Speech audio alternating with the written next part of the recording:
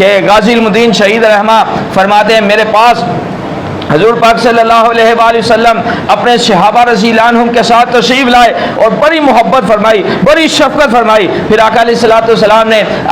میرے سر پر اپنا دست مبارک رکھا اور فرمایا غازی المدین شہید رحمہ، پھانسی کے وقت جب تم سے آخری خواہش پوچھی جائے گی تو تم ان کو کہنا میرے ہاتھ کھول دو، میرے ہاتھ کھول دو، اور میں پھانسی کا پھندا چوم کر خود اپنے گلے میں ڈالنا چاہتا ہوں. کیوں؟ اس لیے تاکہ دنیا والوں کو معلوم ہو جائے مسلمان جو ہوتا ہے، ایمان والا جو ہوتا ہے، مومن جو ہوتا ہے، جو آقا علیہ الصلوۃ والسلام کا وفادار جو ہوتا ہے، جو آقا علیہ الصلوۃ والسلام سے جان سے بڑھ کر محبت کرنے والا ہوتا ہے، وہ آقا علیہ الصلوۃ والسلام کی عزت و نموز کے تحفظ کے لیے اپنی جان کا نذرانہ پیش کرنا یہ سب سے بڑی سعادت سمجھتا ہے. اور پھر آقا علیہ الصلوۃ والسلام نے غازی المدین شہید رحمہ سے فرمایا غازی المدین شہید رحمہ،